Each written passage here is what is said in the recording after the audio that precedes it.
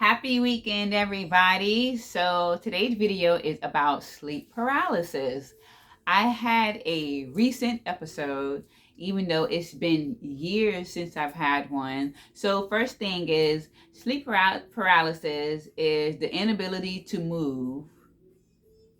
Yeah, the inability to move while you're asleep, but your mind is wide awake. It's super alert. That's been my experience. So besides the most recent episode, it's been years since I've had one. And this one was mild compared to the more terrifying ones that I've had in the past. So I did, realize what was happening. I was able to keep myself calm because I was aware that, I wasn't able to move and nothing was happening. I wasn't going to die.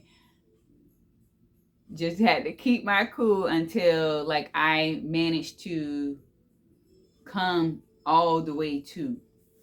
So, this time I was able to keep my cool. And I realized what triggered it for me was just my sleep position was off. My neck was too elevated, which I think for me triggered the sensation of me not being able to move. And also as the numbness was taking over, I could not fight the sleepiness, or it's like falling into the abyss. I couldn't fight it as I was sitting there laying down. I just could not fight the sensation to be like, okay, I know it's happening, it's about to take over, and I couldn't stop it. So I just kind of went with it.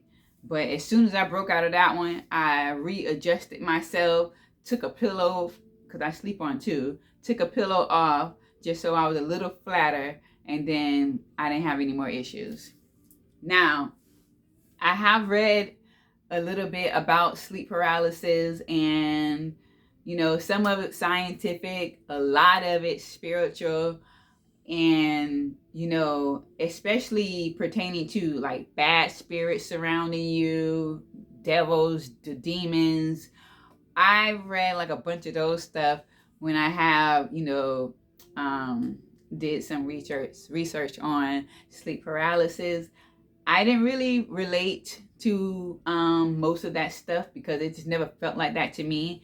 For me, in my past more scary episodes, it was just the singular fear of dying, from suffocation. Because one of my more scarier episode, I was on my side, so my face was kind of in my pillow and I couldn't move, and I felt like if I couldn't move and somehow I shifted face down, that I was going to suffocate and die. And it was so terrifying, so horrific. And you talking about anxiety, it surpassed the roof. It was up to the sky at that point. And it seemed like it took forever to fight through and wake up. And then there was one other episode that happened to me, and I was actually on the couch and my family was right there with me.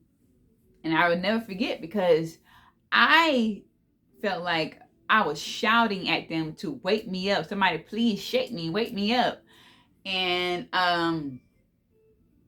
what felt like to me was me using my actual voice to scream for someone to help me when and I remember because I came to and I startled my family because of the way I just jerked up like I was just fighting for my life to wake up from this.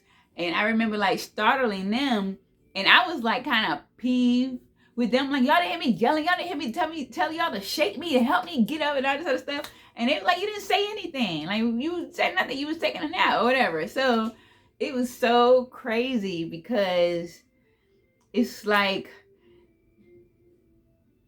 we're all in the same space and experienced it different, because I felt like I was screaming at the top of my lungs for somebody to help me and save me, and they didn't hear a peep. So it was I remember that episode. And then there have been an episode or two that could like loosely tie into spirituality, and I will only say this is because I was in the throes of being totally stuck, totally numb, couldn't move anything, and hearing noises that I couldn't get up to check on, possibly like a shadow or two. And I couldn't do anything about it. But it's like super, super scary. Like I can't. Oh God. And I'm thankful that I know what that sensation feels like, because it feels like nothing else. There is nothing that compares to what sleep paralysis feels like. So when it's happening, I know exactly what it is. And so that's what really helped me this time to not panic. Now, I still woke up with a jerk. Like I was just fighting my way through, fighting my way back to fully being in control of my body. And I sat up for a minute, because another thing is, for your body to be so lax and unable to, move an inch, when you finally come all the way through, my experience, it's exhausting. Like it's like you have used all of your willpower, all of your mind power, all of your energy trying to essentially break a spell, and it's exhausting. Like I sat up for a minute and I'm like, oh my goodness, that was crazy. And I'm just glad I just did not full blown panic from not being able to move. And a lot of times it does not last that long, but it feels like forever. It really does. It feels like it's just going on forever, and you can't do anything but hear your inner thoughts talking about how scary this is, and all the possibilities of dying, and nobody knows or can hear anything. So yeah, I'm very thankful. This was just a mild one, and I knew it was caused by my sleep position. But yeah, I've had some really scary experiences with that, and I thank God I don't have to worry about that anymore, or experience that, because yeah, it's ooh, for the birds. I cannot do that. So yeah, that's the video. I just wanted to talk about that since it had just happened and it's been so long.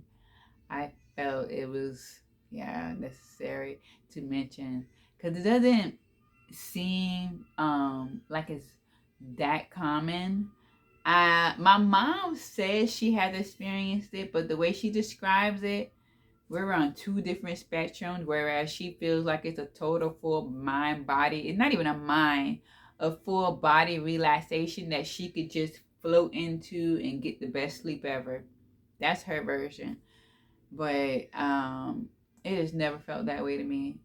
The body is relaxed, but to feel like you're locked in and only your mind is working and your body is not doing what your mind is telling it to do, no, that is just panic inducing for me. So until next time, hope you have a great rest of your weekend. Please like, comment, and subscribe, and I thank you in advance. See you around. See you around.